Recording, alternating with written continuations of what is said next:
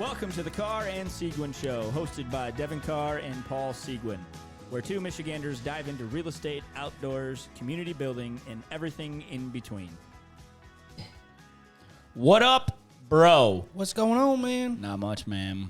We have a wonderful guest with us today in the studio. We do? Who's here? We have the one and only, the myth, the man, the legend, Rob Johnson. What's up, fellas? What's going on? What is up, brother? Another day. That's right. Another day. In the graces of your home. Yeah. Right? Yeah. It's always interesting getting invited onto podcasts in my own studio. It's got to be like, I don't know. It's cool. Yeah. Like, it's a lot of fun because it gives me a chance to kind of get out of the host chair. Correct. Because I do that twice a week on the Brighton Chamber show and then on Wayncast. So, Yeah. It's nice to be in the other side of the house where you don't feel like you got to run everything. So, Well, we're manning the show today, so you just sit back. I'll shut up and just answer Right, questions. yeah.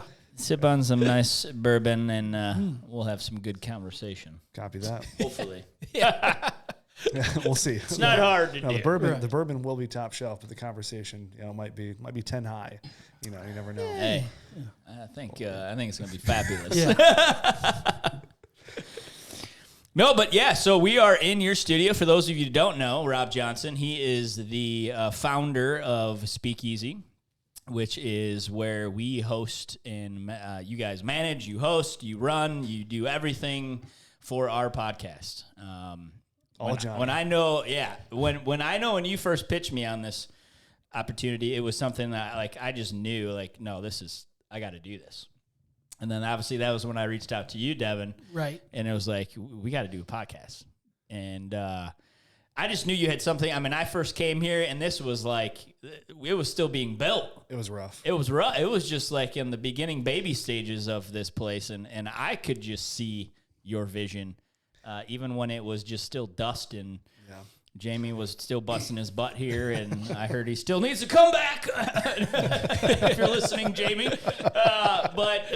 No, it was something. There was just, when you walk into something where it's good. Yeah. That just, you have that gut feeling no, this is something I got to be a part of. Yeah. And that was that. Yeah. It's when I first had the idea for Speakeasy, and then Louisville was kind of our first iteration of that. Yep. And Louisville got built out not under my gaze. So Beth and I did all the designs, Beth did all the designing. I did all the layouts and planning. So everything that you see in here from an interior design, the colors, the tables, everything she picked. Oh, it's amazing. So she's phenomenal. Yeah. I tell her routinely, it makes my job really easy to sell when people come in here and they're like, damn, this is really nice. Right, yeah. And it's great for our guests too. Right. We love it when they come here and they come to this place and holy crap.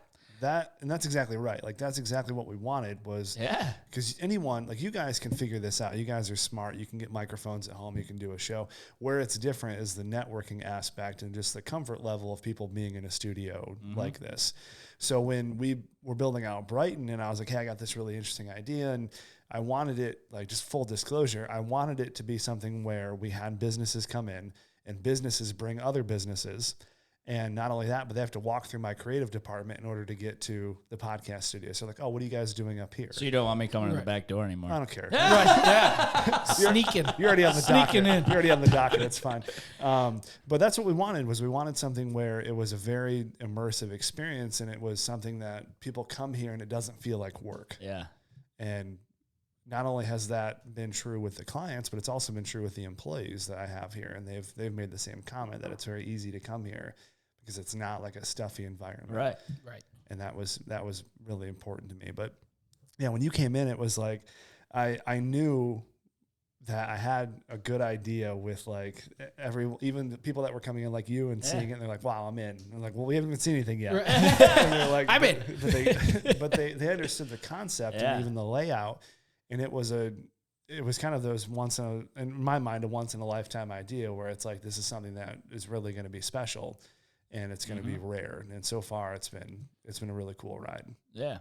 So we can come back and touch on to the growth of where it is. But let's go back to the home roots of where this all began. Yeah. Right? So what is Rob Johnson's background leading up to this, and obviously where it all came from? Sure. So when I first started in professional careers, it was in the hospital. So I was working in ERs from the time I was 15 until I was like 22. No way. So that was my background, was all in the medical field. And when I started, I was originally going to SVSU for pre-med. I was going to take the doctor route, right? And I sucked at school. Learn that real fast, right? Yeah. Yeah, one of the more not glamorous parts of my story is when they're like, hey, you can no longer attend this school due to academic probation violations. So the medical route just didn't seem to work out, and it was a very draining field for me because I get very emotionally wrapped up in people. And there's a lot of unethical behavior that takes place in hospitals, unbeknownst to onlookers, people on the outside. So I tried to do like the nursing route for a little bit. That didn't work out either. And I was like, you know what? I really want to take this business route. So I did my undergrad in just business administration, did my MBA in organizational development. And though like business just clicked, like everything was, I didn't have academic probation issues there. Which See, everything happens for a reason. Exactly right. May not know why at the moment, but it does. Yeah. So during my MBA, I started kind of sketching out the first ideas of like, all right, what does a company look like? What do I want to do? And it was largely concentrated on financial wellness. The system was take a business with between 20 and 100 employees, create a financial wellness program for the employees that is sponsored by the employer, and then help those employees win with money, which will do two things. One, it'll make their personal lives better. Right. And two, it'll make the employers' lives better because their employees are less stressed surrounding finances, right? Because if you have financial stress, you got debt collectors calling you, and you can't focus at work when you got all that going on in the background. So that was the idea. Did that for about a year. I think first year, made like $8,000, so crushed it. Yeah, you can totally live on $8,000. But that is a part too, though. Like that was all part time. I had a job. I was working at a company called Jackson National Life, and that was my main jam. That was in the IT services field, and that was what I did, full time. Right. And then as I was working on these side projects, seeing what would click, what wouldn't. RTM Solutions was the name of it. Rob Talks Money. Yep. And it just didn't. It didn't go off. And I know the reason it didn't go off is because in the financial services industry, a lot of it's surrounding applications, software development. And I just didn't have the money to drop 50 to 100K into an app, right? Or to have the staff to, be able to service, hundreds of employees on a financial side. So to me, it's very much a venture capital type business that I'm still open for down the road, but not now. Right. So that turned into Wayne Consulting Group.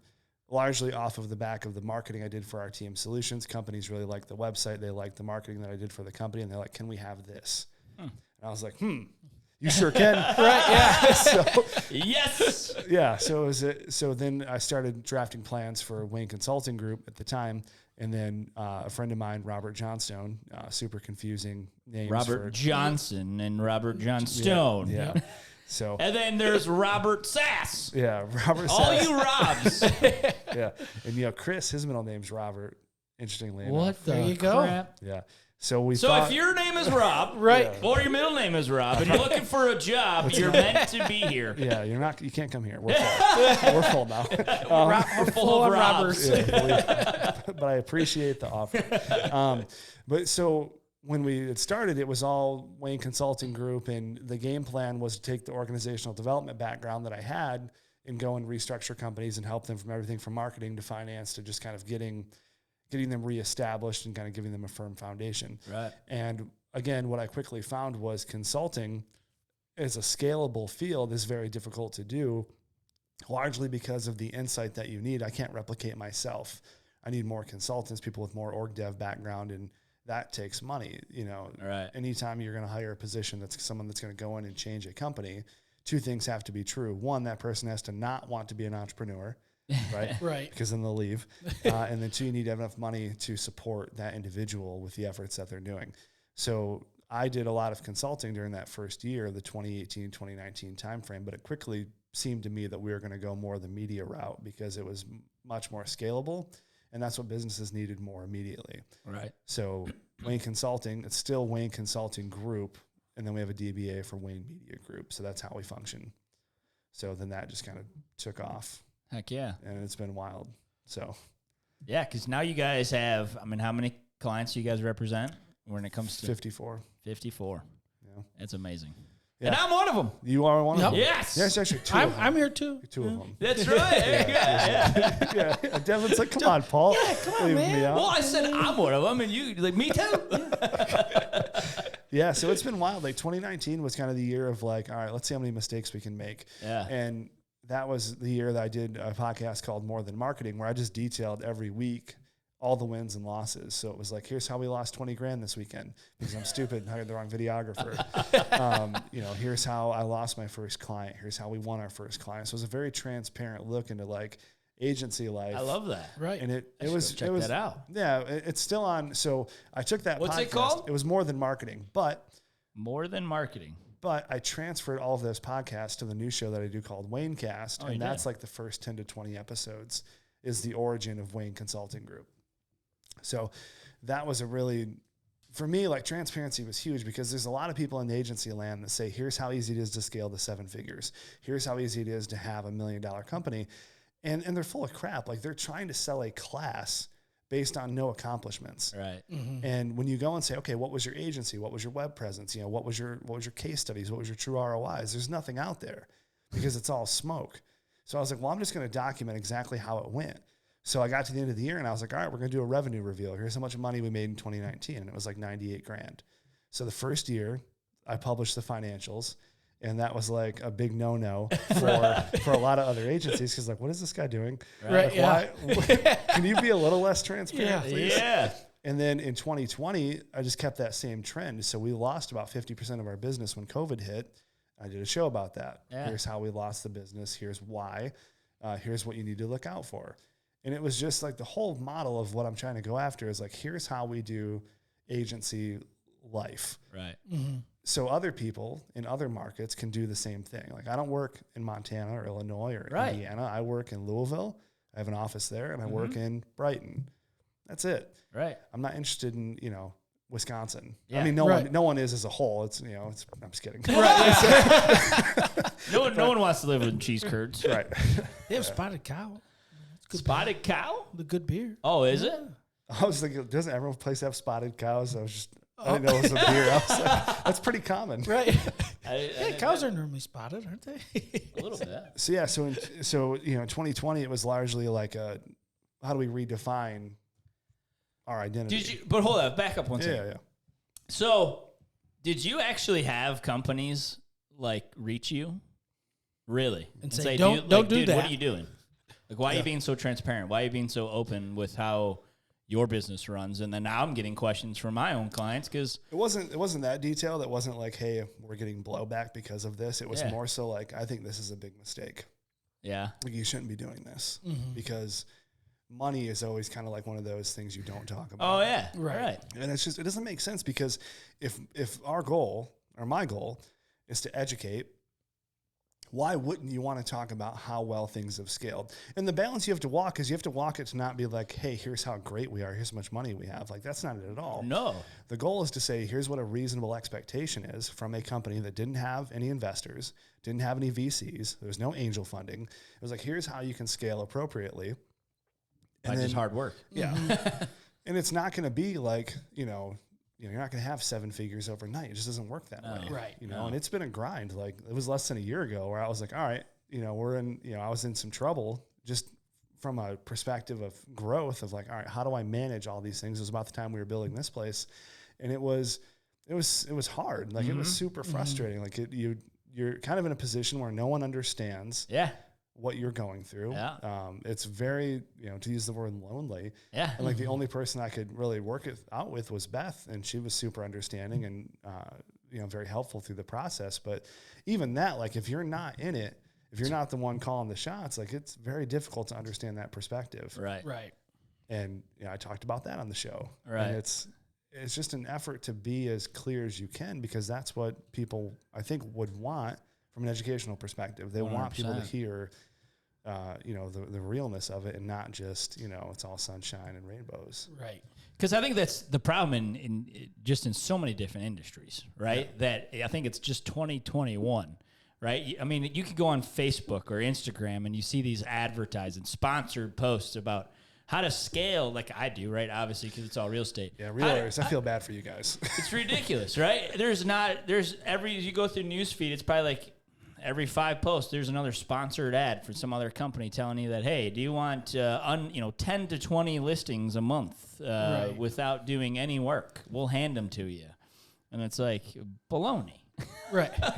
Right? But I think in a whole of what I'm getting at is like, there's always this, but it's always like those classes, right? They sell you this whole long story. Masterclass. Yeah, and then, hey, get all the information, $2.99. Click here, sign up now. Right, and then it's funny because you always see the click funnel symbol right on the top of the website. Oh, yeah, because it's all through ClickFunnels. It's all a one-page thing. Yeah. They haven't built any infrastructure. Just a around landing page it. The only and that's what with makes an me, ebook. Yeah, and then have your way. Right. See you later. That's what makes me laugh really hard and also feel really bad for the businesses that fall for it is there's SEO companies that will do ClickFunnels. And I'm like, do you realize how counterintuitive that is? You are a company that boasts your SEO, bravado. And you're using a website that's never going to accumulate SEO. Like, walk me through that, would you please? And that's so a ClickFunnels never produces SEO? Well, no, because it's a temporary landing page for that business. It's literally a marketing funnel that needs to be driven by paid traffic. Oh, wow. So it's only paid traffic. I've never really looked into them that much. I just know the idea of what they are. And it's a valuable tool, but just to give you an example, we had a real estate company in Louisville come to us, and they were using ClickFunnels and WordPress and a couple other tools, and they said, can we move this all into one system? I said, yeah, we'll just replicate your ClickFunnels on your website and then just keep replicating those pages over and over every time you have a new listing or a new event. And it was way better. Saved them a couple $100 a month and gave them positive SEO. So now the subdivisions in the county that they're in Louisville, like they're ranking number 1 through 5 for because of that. So when you Google that subdivision, you're seeing that real estate company come up.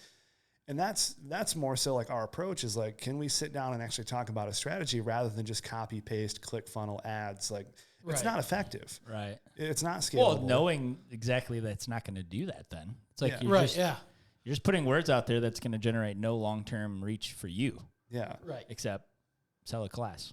Yeah. Like a good question to ask an agency is like, well, one, how old are you? So we're, almost 3 years old come January. And what's our longest client? Well, our longest client is just about 3 years old. Right. So the question is, what does your retention look like? It's not always perfect, but it's if you're in this assembly line mindset and you're coming from a position of, we have to get in 10 new clients because we know we're going to lose 10 clients. If you know you're going to lose 10 clients, that means you suck at what you do. You're not retaining. Right. Yeah. Because there's no long-term value in there. If you lose clients, like I just walked out of a meeting at 1:00 where I lost a client. Like it happens. Yeah. Right. It's a part of the game. Like you start losing clients the moment you sign them. I haven't won every single deal. Right. There's people that's walked away from me. Yeah. It's a business. And again, like, but for me to come on your show and say, hey, we lost a client, people would think that is a sign of weakness. Oh, 100%. Right. Yeah. Which is not right. It's not. It's the opposite. But it's what happened. Yeah. Like, what do you want me to lie? Do you and just not say want to talk about great? it? Yeah, just fluff it and make everything sound like a cherry. Like, if you want to keep packing packing lies into a business and say everything is great, it's going to implode. And if you can't address the problems or say, hey, why did we lose this client? Is it just circumstance? Is it their circumstance? If you can't assess those things, you're never going to grow. Right. And if you keep telling yourself, oh, everything's great, it's always going to be fine. These guys left because they suck or they're not good or they're this or they're that. Like you keep shifting the blame. Right. And extreme ownership is the only thing that this company is built on. That's right. And if we don't take ownership over what we've done, we don't have a company. It's a great book, Yeah. by the way. I can't make people read it, but every time someone hires in here, I'm like, I'll give you the audio and the print version. I encourage you very strongly to read this book. Dude, it's amazing.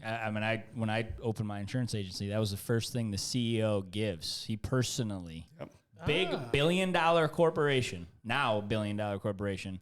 Literally, when you have to come to the event for 2 weeks in Dallas, the first day he comes in and literally hands you this book and says, read this, please, immediately.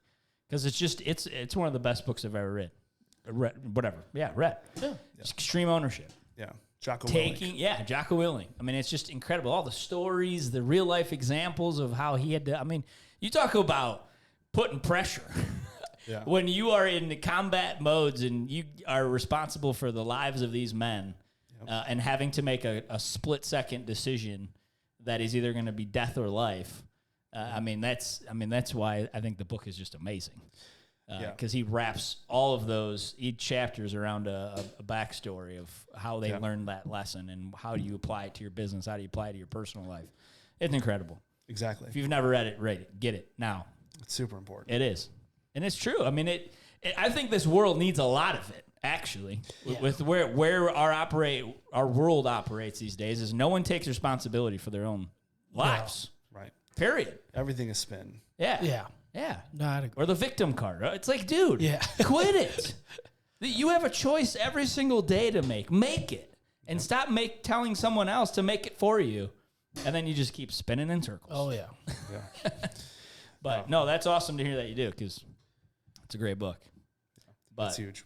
Yeah. No, and I think it's the best way to operate a business is just being truth, right? I mean, isn't the best, what's that saying? The honesty is the best. Policy? Yeah, policy, right? And I think carrying it into your business and being open the way that you guys are, I mean. And even like ownership, it goes beyond honesty because I gave an example. So I gave like a little presentation. We had a systems failure very early on, and I called an all hands meeting to get everyone in to one, not to chastise anybody, but to give an example of how a failure can affect multiple branches of the company. Mm-hmm. And it was interesting because as I was giving this meeting, there were so many things in that book that I was reminded of, and I said at the end of the day, this is my fault.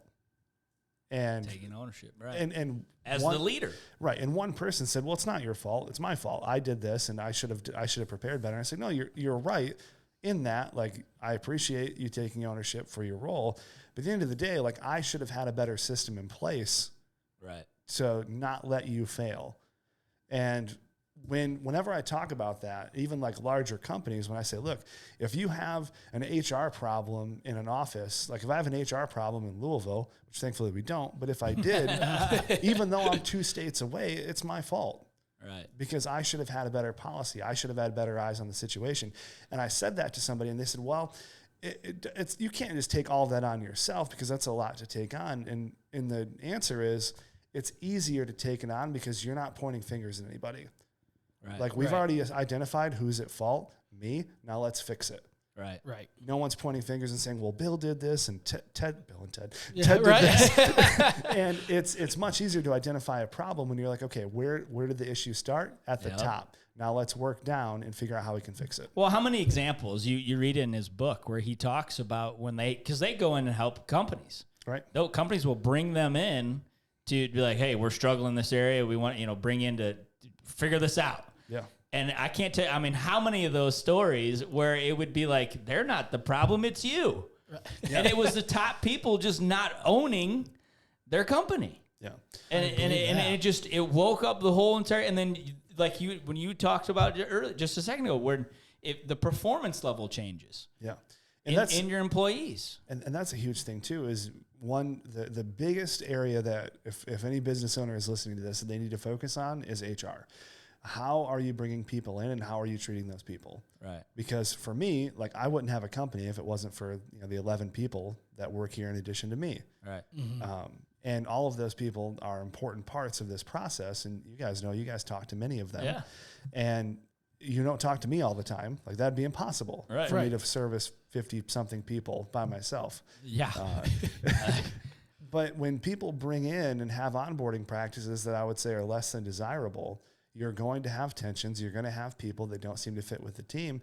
And when we think about bringing a new person in and it's for a particular department, I ask, how well do you think this individual would fit in with the team? And some people might say, well, now you're stifling diversity or you're stifling this or that. It's not about diversity. It's not about people and how they look or where they come from. It's about how well they fit on the team. Right. It has zero to do with diversity and everything to do with the motion that we've established. Mm-hmm. Like, I don't want someone that's going to come in and be a really bad actor and cause a bunch of issues on an already, I will say, well-oiled machine. Yeah, right. So that's super important. But a lot of times people just hire and they don't think about the consequences of it. Yep. And right now we're in this phase where businesses are seemingly having a hard time finding people. And the unpopular fact is if you're having a hard time finding people, it's because your system is unpopular with the people. That's true. That's just how it is. Mm-hmm. Put that as the title for this episode. Yeah, right. Boom. And that we don't hire in volume around here, but like every time I need somebody, I have somebody. Right. Because I think we've built a really interesting culture here. And the companies that have built a really interesting culture are the ones that aren't hurting the most for people. attractive companies. Yeah. Right. And that's not to say that if you're having a hard time finding good people, that it's a 100% systems problem. Economic factors are a huge part of what we're seeing right now. Right. But it's the companies that can overcome that are going to be successful. And it's like the fast food industries where they're like, we're going to do all these signing bonuses and, we're going to give you $500 after 90 days. And it's like, that's a short-term solution for a long-term systems problem that you have. Right. So there's so many issues that people they want to just push the blame to it's the market or it's these lazy people or it's this. It's like, no, it's you, man. You're at the top.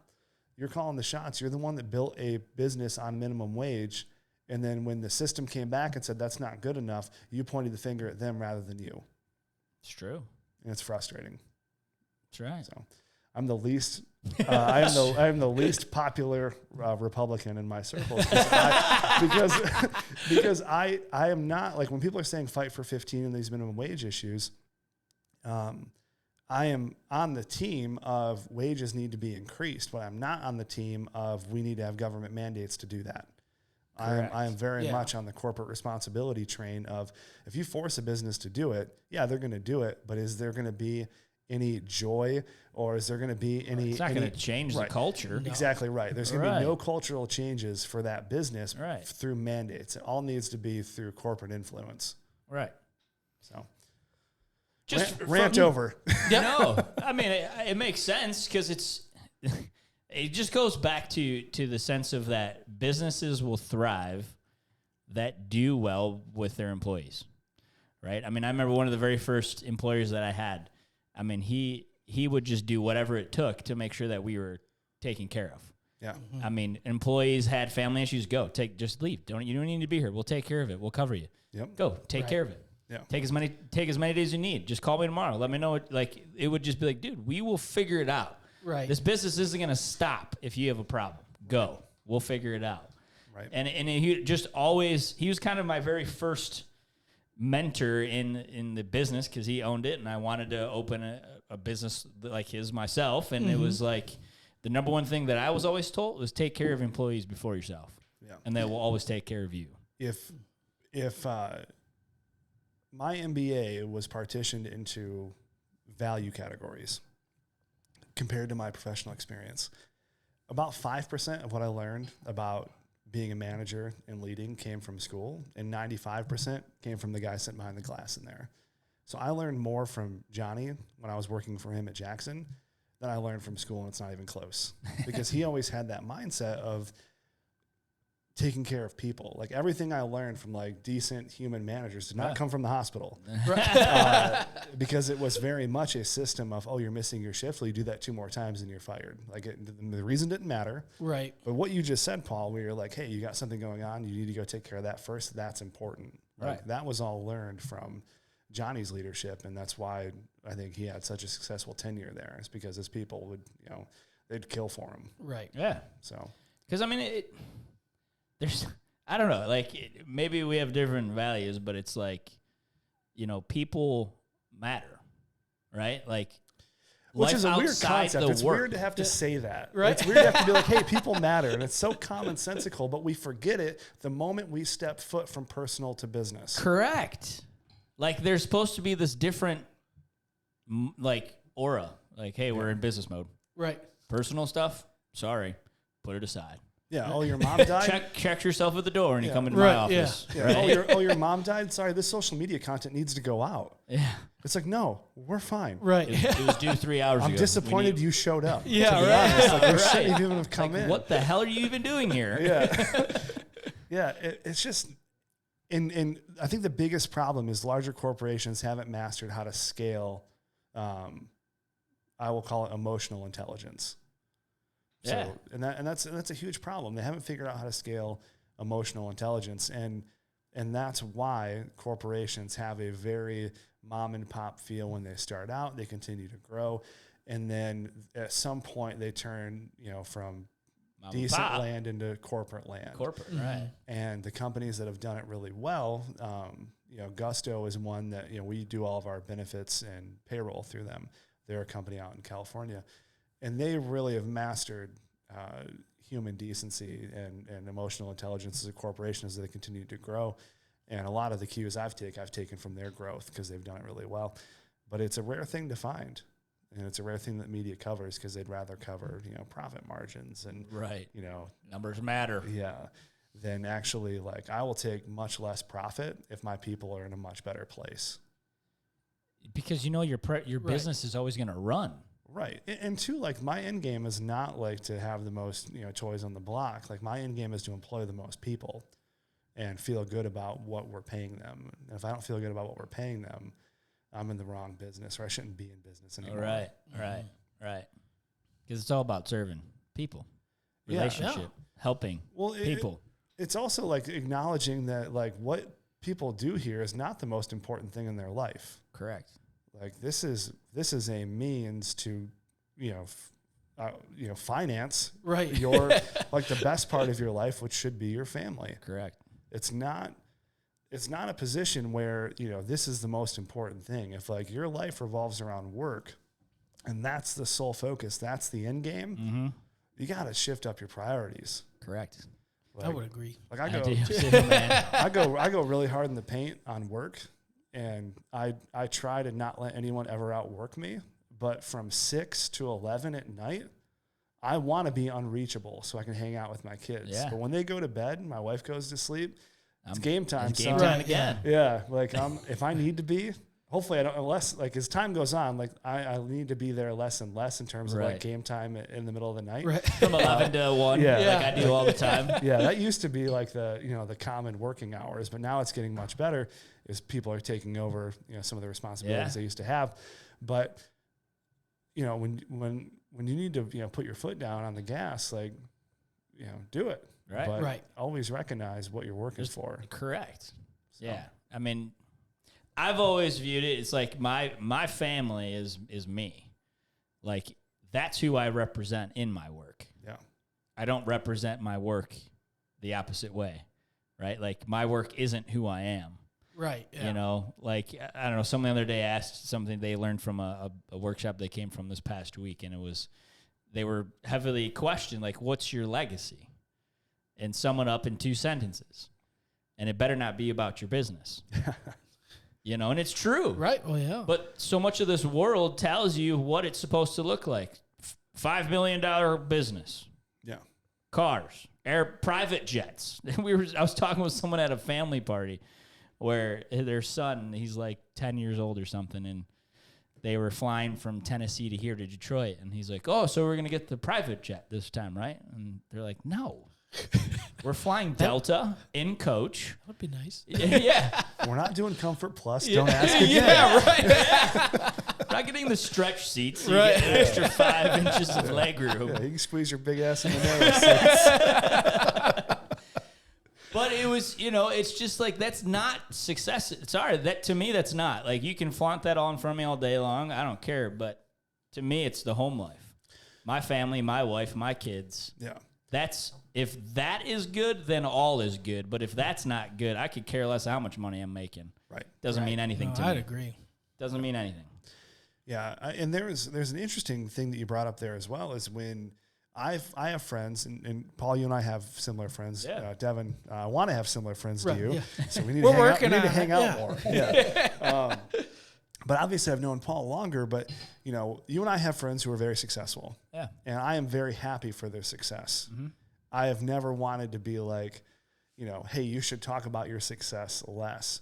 But unfortunately, that is what happens a lot of times when people become successful. They become very judgmental and very, hate-filled. Right. And it's like, you were there for them in the beginning when they started, and now that they've hit success, suddenly you're not cool with them, being excited about it. Right. And that was, I talked to, some guys that are, I will say, kind of on the next level of business. And that's one of their biggest frustrations is they don't have a lot of people they can share success with because people are very envious. Right. And that's another area that, I think emotional intelligence is lacking. And it's like, it's hard for people to be excited for other people when they're doing well. Which is crazy. You gotta be. I mean, right? Like, it's your buddy. Why would you be excited for it? Every time I see one of you guys close a deal, I'm like, hell yeah, I'll smash that love button because like every time you make a win, like that's another stepping stone for you and your family and whatever it is. And like that's how friendship should work. Yeah. That's how it should work is, this perspective of, it's a one-sided team or it's just me against the world. Like that's not scalable. Well, let me wrap it up in this because I actually listed. I'm doing I have my first ever investment property. Yeah, which I'm like crushing it, head over heels in love with right now. But it has really sucked a lot of my time. Yeah, but I love it. But my business partner, who I'm doing the deal with, we've had similar talks. It's crazy when we have a weekly touch base on the project of where it's at. And we've probably talked like 2 seconds of the project, and like 90% of the whole phone call is about family. Mm-hmm. And we share he's similar views, faith, all that kind of stuff. And we were just talking about this, that America is the most self-centered country in the world. No doubt. And it comes down to even how the U.S., America alone, singly, I don't know if you've heard of like Freakology. Yeah. Freakonomics is what I think it is. Yeah. And they talk about how this difference of like in the Eastern culture, everything is a family base. Yeah. Here it's individual. And he goes, you wonder why our stats for divorce is number 1 in the world? It's because everybody is about me and me alone. Yeah. Where you even have spouses there, it's like, well, this is what I do and this is what I do, and we just somehow bring it together and expect it to work. Right. And gel and go. Where in the Eastern culture, it's everything is wrapped around the family. Every single thing, all the time. That's why when you go over there, most businesses are all family owned. Yeah. You ask the employees, they're a cousin, a nephew, a niece, and like they all work together. They all come together for dinners at least once a week. Yeah. Once a week, the whole entire family gets together.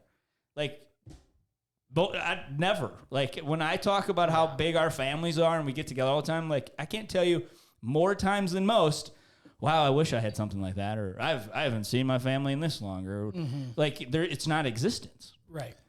Yeah. And it's just like our culture completely. And they're the ones that built the system like that. Like the people that are, wanting to see their family, like they're upset at their own system. Correct. Right. Yeah. And that's the most frustrating part. It's like, hey man, you built the system and then now you're complaining about the results. It's not like someone made you do it. It's not like someone had you, work your employees 12 hours a day. You do. That was your system. Right. And, you're reaping the benefits in quotes of what you have sown. So, right. Yeah, it's the biggest thing I've seen in the 3-4 years I've been in business is the biggest currency that you have is your people. Right. Like money. I'll be honest, this is going to sound a tad bit cocky, but I can go make money anywhere all day long. I can't scale a team without a human element. Like money is a tool. It's kind of like a brick, right? You can build a hospital or break a window with it. It's just money. It's just a tool. Right. The people, that's what matters. I agree. 100%. Agreed. Yeah. Is this the nature of your guys' podcast? Devin just agrees? Yeah. Well, yeah. I'm an agreeable kind of person. I don't like confrontation, so yeah. It all sounds good to me. No, that's cool. I'm excited for you guys. You guys have done a really, really nice job. Whoa. This is our show. All right. You're not the host. Wow. He's just trying anymore. I'm sorry. Just closing it out. No. I wasn't closing it out. Yeah. I was just I was going to say the exact same thing. I think it's amazing to see you guys grow. That's why I've partnered with you guys to use for, my website, social media, you name it. Your team is amazing. Obviously, everything you just spoken is true because you live it. You do it. You breathe it. And your team does. Your team loves being here. They're always in a good mood. Every time I've ever come here for a meeting, we've always gotten food, and it's just like we watch. It's an incredible atmosphere. We've watched tons of videos where we literally had to turn the volume down because you had a meeting back here, and you don't want them to hear it. Well, that's the thing. What was the dude's name? The Farmington Hills guy? Yeah. Don't give him any more airplay.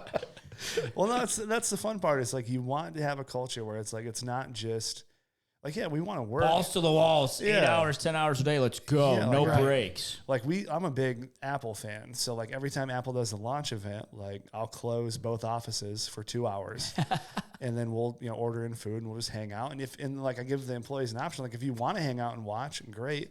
If you don't, go take 2 hours and go jam and do your own thing. Right. Like those things are fun. Right. Like, and I don't want to work at a place that I don't have fun at. Like, not every day is fun. Well, yeah, no. But you want to have that culture where it's like it's not all just business. Because especially creatives, like, you're creating content for, so most of our creatives carry a load of between 5 and 10 clients.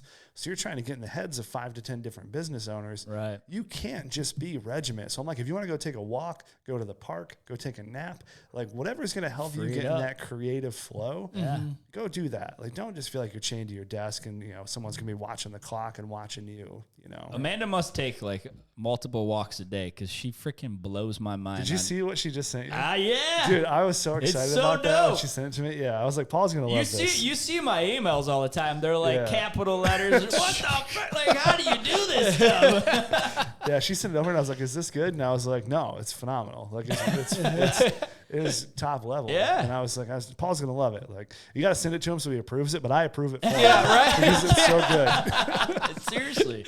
It's just good stuff. And that's why I partner with you guys. Obviously, you're living and breathing everything we just talked about. And it shows in your employees. Yeah. I think that's the sum of it all. Like, you wonder why, if you're questioning in your business of why it is where it is, go talk to your employees. Right. Yeah. Go talk to them. Yeah. Stop hiring a coach. Stop hiring, it's probably staring right in front of you every single day, 8 hours a day. Yeah. If that's the way you're doing it, your answer that you're looking for. Go talk to them. Yep. Include them in the process instead of just being this high level. It goes down, right? Yeah. We had an opportunity. I know we gotta bounce here shortly, but we have a few minutes. But we recently refreshed our social media content scheduler, and we were using a tool called Zoho Social, which I know you're familiar with. Where you go in and review it. And we had an opportunity to change it. And I was like, hey, this is going to be a really big job. It'll take like 2 to 3 days to migrate all this content. But this new tool called Loomly gives us the opportunity to post to more platforms and collaborate with clients more efficiently. I knew what I wanted to do, but I'm not the one that uses the tool every day. So I put it to a vote. I was like, let's listen to the pitch from Loomly. Let's look at Zoho. And then you guys vote. And whatever you vote, I'll do. And they voted to go to Loomly and take 2 days and just kind of power through it. But if they would have said Zoho, which I don't think would have been as effective for them, that'd have been fine too. Because I don't use the tool. Right. Yeah, right. But if I was just at the top, cracking just whips, say, we're doing this and that. Yeah, it's just not. It's not a good way to. I want everyone to feel involved, mainly because they're the ones doing it now. Right. Like, I don't create content decks anymore, which is weird. Yeah. Because that's what you did, right? Yeah, that was like in the beginning, it was like stage. 6 to 7 clients. Like, Rob's knocking out all this content, but you got to have people involved. You got to have their opinion and their feedback, because it's not just about me and my decisions. Those people are what's fueling the company. Right. Yeah. Well, how much more involved if you keep doing that, which I know you do, but if you're listening and you're not doing it, how much more are you going to get your employees on the same page as your vision? 100%. Right. Like, being able to distill, being able to distill your why is the single most important tool with affecting organizational change. Like, we change all the time. Like, people are very sick of how often I shift gears, and I understand that. But the reason why they are down is because I'm never like, we're doing this, go do it. It's, we're doing this, here's why it's going to be so important for you, your job, the clients we have. Like, explaining that why, take an extra 5 minutes and do it, and see how big of a difference it changes makes. the whole perspective. 100%. Agreed. Agreed. I just want to throw that in there. You guys need that. You need a Devin Carr approval. Yeah. That's awesome, actually. I love that. But, well, hey, thanks again, man, for coming on the show. We appreciate everything you've done here, obviously, because we wouldn't be here if it wasn't for you. So, right. Thanks for the invite, all the hard work before it even came possible, because here it is. I appreciate that. So, congrats to you, man. Thanks, fellas. It means a lot. Thank you. Well, I'm Paul Seguin with eXp Realty. I'm Devin Carr with Gold Star Mortgage. And this is the Carr and Seguin Show. See ya.